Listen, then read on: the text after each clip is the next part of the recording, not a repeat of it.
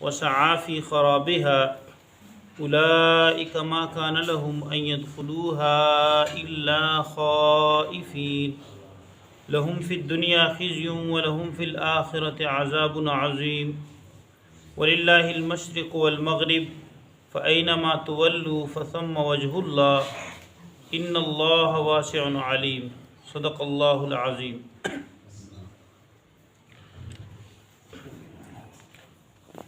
ومن اظلم،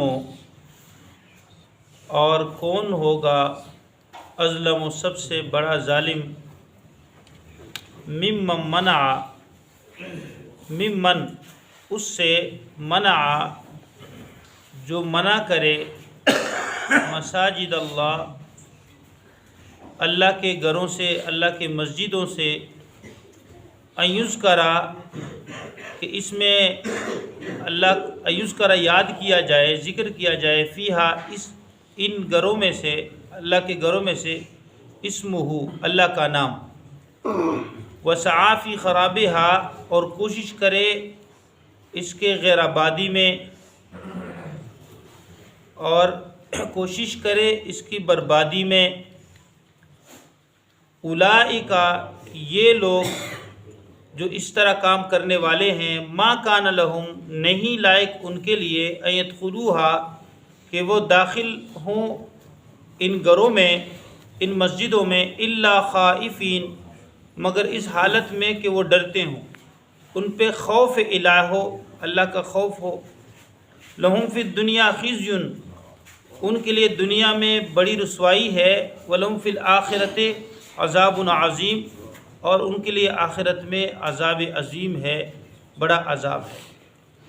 وللہ المشرق والمغرب اور اللہ ہی کے لیے ہے مشرق اور مغرب، فأینما تولوا پس جس طرف تولو تم پھیرو اپنا چہرہ، فثم وجہ اللہ اسی طرف اللہ کی ذات ہے، ان اللہ واسع علیم بے شک اللہ وسعت والا ہے، علیم علم والا ہے، بڑے علم والے ہیں۔ ومن اظلم ممن منع مساجد اللہ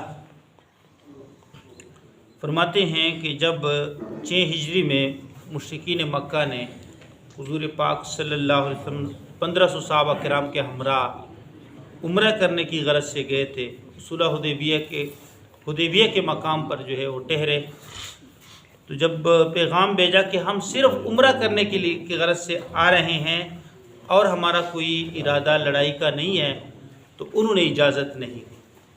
اللہ نے آیت نازل فرمائی، ومن اظلم ممن منع مساجد اللہ، اس سے بڑا ظالم کون ہو سکتا ہے جو اللہ کے گھروں سے، مسجدوں سے روکے، ان یذکر فیہا اسمہ اس میں اللہ کا نام یاد کیا جائے، اس کے غیر آبادی میں، خرابی میں جو ہے، بربادی میں کوشش کرنے والے ہوں۔ اللہ فرماتے ہیں اس سے بڑا ظالم کوئی نہیں۔ تو یہ مشرکین مکہ کے متعلق بھی یہ نازل ہوئی یہ آیت۔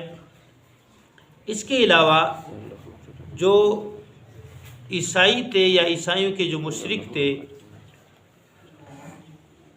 ٹائٹس رومی کے زمانے عہد میں رومی مشرکین نے یہود اہل مکہ کو، اہل توحید کو ذکر الہی سے روک دیا تھا، ان کا بھی اس طرف ذکر ہے۔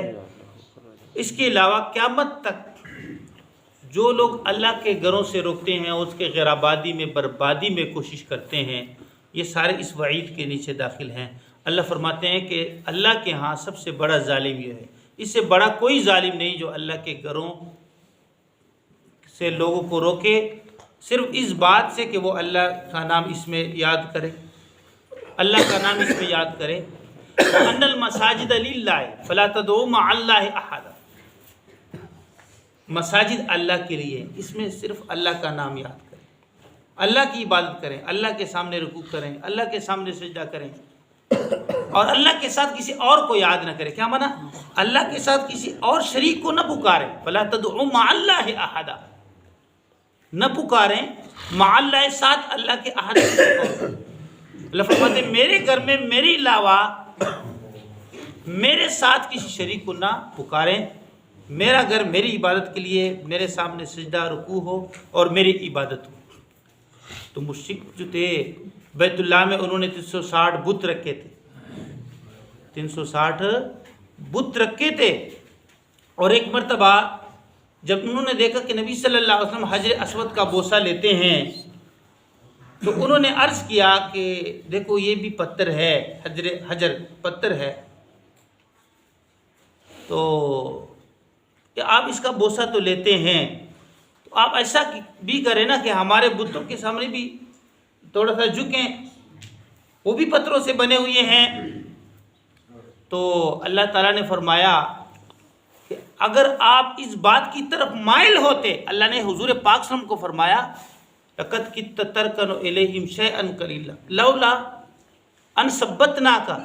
اللہ فرماتے ہیں اے میرے محبوب ہم نے آپ کو توحید پر ثابت کر دیا، اگر آپ تھوڑے سے ان کی بات کی طرف مائل ہوتے لقد كنت تركن شيئا آگے إذا قليلا لولا ان ثبتناک لقد كنت تركن شيئا قليلا اذا لأذقناک ضعف الحیات. یہ اللہ نے فرمایا اگر آپ تھوڑے سے بھی مائل ہوتے اے میرے محبوب تو ہم آپ کو دگنا عذاب دنیا میں اور دگنا عذاب آخرت میں چکا دیتے.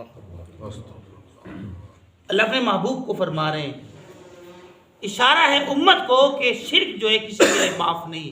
امام الانبیاء بھی اگر مائل ہو جائے تو ان کے لیے بھی اللہ تعالیٰ کا یہ بات ہے، مطلب یہ کہ امت کے لیے کتنی، یعنی فرمایا کہ شرک کسی کے لیے معاف نہیں. اس لیے اللہ ان المساجد للہ فلا تدعوا مع اللہ احدا، مساجد اللہ ہی کے لیے ہے، اب اس میں مسجدوں میں اللہ کے علاوہ کسی اور کو نہ پکارا جائے، اللہ کے ساتھ کسی کو شریک نہ ٹھہرایا جائے.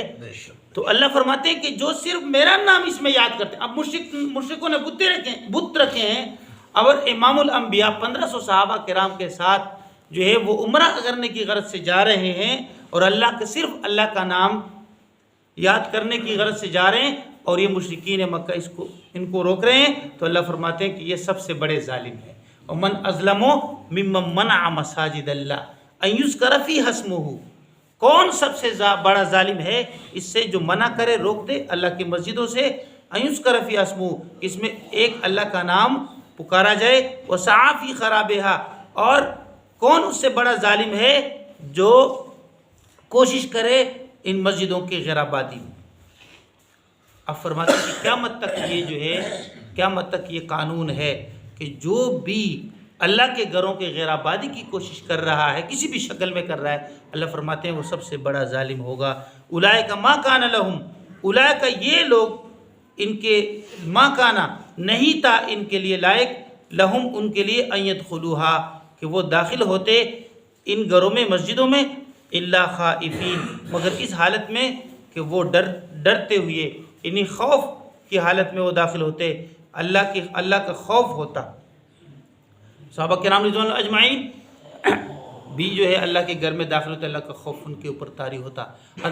علی کرم اللہ وجہ کے متعلق فرماتے ہیں، ذکر ہے کہ جب وہ اللہ کے مسجد کے دروازے پہ کھڑے ہوتے تو یہ کہتے الہی عبدک العاصی اتاکا مقرم بالذنوب وقد دعاکا فان تغفر فانت لذاک اہل وان تترک فمن یغفر سواک.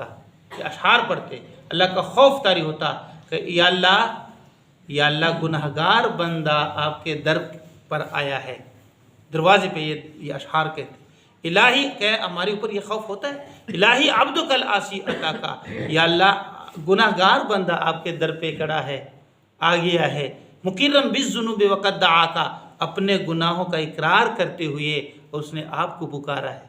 فَإِن تَغْفِرْ فَأَنْتَ لِذَاكَ أَهْلٌ، یا اللہ اگر اس گناہگار بندے کو آپ معاف کر دے تو آپ معافی والے ہیں، معاف کرنے والے ہیں، آپ اسی کے اہل ہیں. وَإِن تَتْرُكْ فَمَن يَغْفِرْ سِوَاكَ، یا اللہ اگر آپ اس بندے کو چھوڑ دیں تو آپ کے علاوہ کون معاف کرے. وَمَن يَغْفِرُ الذُّنُوبَ إِلَّا اللَّهُ، گناہوں کو معاف کرنے والا کون ہے؟ اللہ کی ذات ہے، گناہ اللہ کے علاوہ کوئی معاف نہیں کر سکتا.